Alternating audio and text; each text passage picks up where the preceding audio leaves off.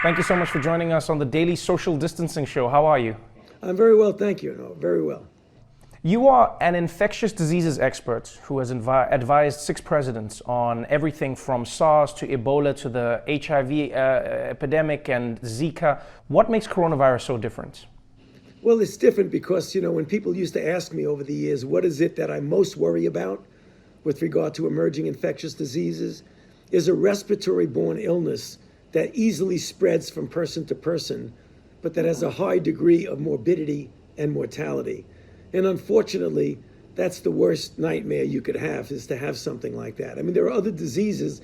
Ebola was frightening, but Ebola gets transmitted only when you're in very close contact with a person who is very, very ill. With this disease, in some respects similar to influenza, but in some respects very different, it spreads very easily. You can even spread it when you're not symptomatic. So it's insidious and treacherous in that you could spread it easily. The other part about it that's really so different from anything that we've ever faced before is that if you look at the mortality of seasonal flu, the thing that you and I go through every season, the mortality is about 0.1%. That's a lot. And we get used to that morbidity and mortality. But the mortality of this is about 10 times that. It's at least 1%. So it's a disease that not only is easily spread, but it can be devastating, particularly for a certain subset of the population. Demographically different. The elderly, those with underlying conditions, heart disease, lung disease, diabetes. It can be very serious for them with a high degree of mortality. Let's talk a little bit about the information in and around corona that's I think getting people confused. I see so many conflicting ideas online, and I guess the horrible byproduct of having social media and the internet is everyone is now an expert and everyone has an opinion. I know this is very basic for you, but just to help everyone be on the same page, how can we catch corona and what are the areas we should be most concerned about? So we know about human-to-human transmission. Most people understand that, but I see people online worried about grocery shopping, touching packages that they receive from Amazon. Do people need to wipe them down? When they're in the grocery store, can they touch other things? How long does coronavirus last in the air? For instance, if you walk into an elevator after somebody else, can coronavirus still be there? What do we need to be on the lookout for as individuals? Okay, there's varied degrees of risk, Trevor, of that in every respect. But the things that are the most common that you really want to latch onto is that sneezing and coughing. When someone is ill, they've got to get themselves out of circulation because they can spread by droplets and even by what we call aerosol, which means the drop doesn't go down right away. It hangs around for a bit. So you could come into a room thinking everything is all right, and then you inhale it. That's likely not the primary way. The primary way is probably droplet. But another way that's very important is handshaking. When people naturally go like that, they cough, and then it's innocent, there's nothing on their hand, they shake your hand or they open a doorknob. And that's the thing, you don't want to be obsessive compulsive about wiping everything down that you go near, but one of the real bad actors is somebody who just opens a door and then 15 minutes later, because we know the virus can live on inanimate hard objects like steel or plastic for at least several hours. So that's the thing you've got to be careful of. That's one of the reasons why, if you really want to be careful, besides the social distancing of 6 feet, don't shake anybody's hands. Just lose that for a while. And wash your hands as often as you can because you may be inadvertently touching something. Now, your other question, Trevor, that's important is that I don't think we need to get completely obsessed about packages that come in because those types of surfaces, the virus might live there for a very short time, but people say, should I get a package from a grocery store that says made in China?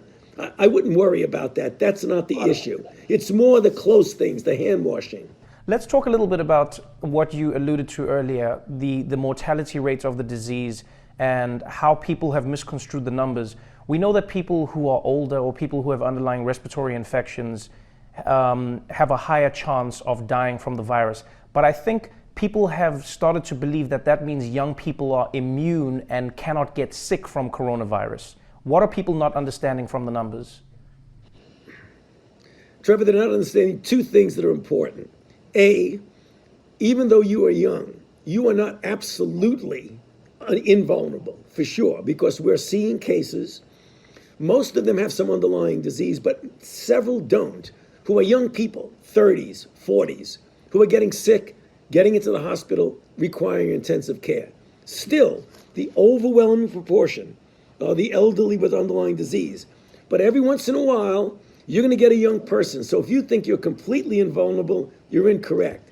Second issue that's important, that even though you may not get seriously ill, you can get infected with relatively few symptoms, either asymptomatic or mild, relatively trivial symptoms. But then you can infect another person who would then infect a vulnerable person who would then die. I mean, it's the typical example. I'm young, I'm healthy, but you go home, you infect grandma, grandpa, and your sick uncle. So you have a responsibility, not only to protect yourself, but you almost have a societal moral responsibility to protect other people. In talking about the virus, it feels like, understandably, everyone is trying to find an answer. Everybody is trying to find their own solution. Unfortunately, that has bred, it's created a breeding ground for misinformation. For instance, cures that people are touting online, concoctions of different medications, etc. We read about malaria drugs and chloroquine or whatever it is.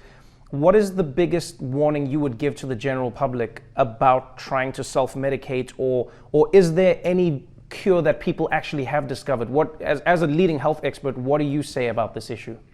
So right now, today, as we speak, there is no proven safe and effective direct therapy for coronavirus disease, for sure. There are a number of clinical trials that are trying to, by randomized controlled trials, get a definitive answer as to what works and what does work, not work, what's safe, what's not safe.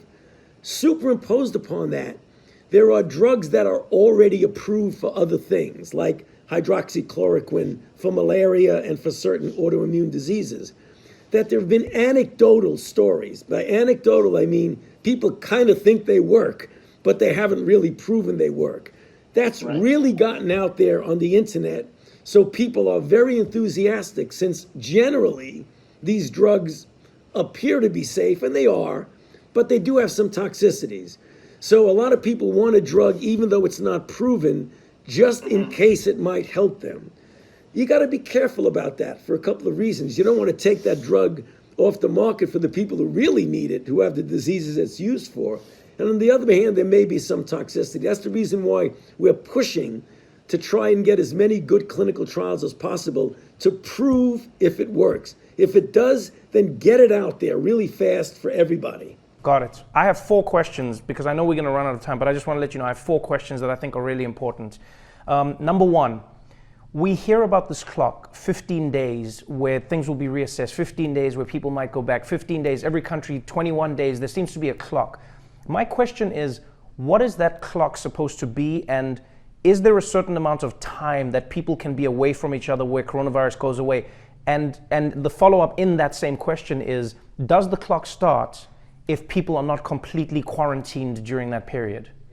Yeah, the virus is the clock, Trevor. So people say, may arbitrarily, well, in 2 weeks, we're going to be okay. It depends on the kinetics of the outbreak. Right now, take New York City. They are getting hit really hard, and the kinetics of the outbreak is going there. You can't predict when it'll make that turnaround and start coming down. In general, if you look historically at countries that have been through the whole cycle, in China, it was about 8 weeks or so before it went way up and then way down. In Korea, the same thing. So if you look at each individual country, and being a big country as we are here in the United States, we're almost like a lot of little countries. Like New York in itself can be considered a country. California can be considered a country. So it's unpredictable about when you can say this cycle. It's usually measured in several weeks. Sometimes when you're into the cycle, you may only be 2 to 3 weeks away before it starts to turn around. Right. Okay, so then to that point, that's then my second of the 4 questions. Second question is New York City really harder hit, Or is New York's testing making the numbers spike up? And is this something that we're going to see start trending throughout America? Well, there are a couple of good questions right in there. New York is more hardly hit for sure.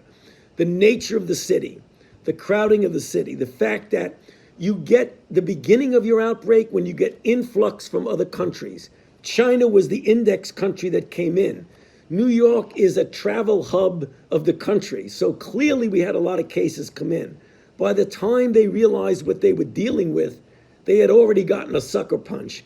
And they really were playing catch up. They didn't do anything wrong. They're not very different except that they're a big, robust city. And because of that, they're getting hit hard. Okay, and then the second last question is with regards to reinfection and immunity. We talk about people who have it and are asymptomatic. We talk about people who are recovering, and we're starting to see those numbers grow around the world.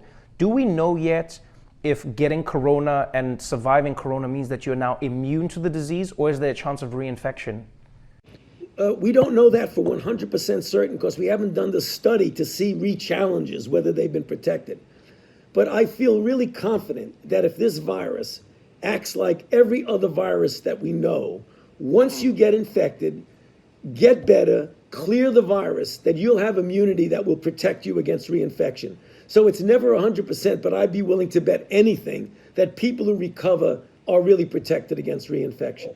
Okay, and then our final question, and thank you so much for your time. I really hope everyone understands how important it is to listen to you. Final question with regards to the government, the CDC, the NIH, and all of the units working together.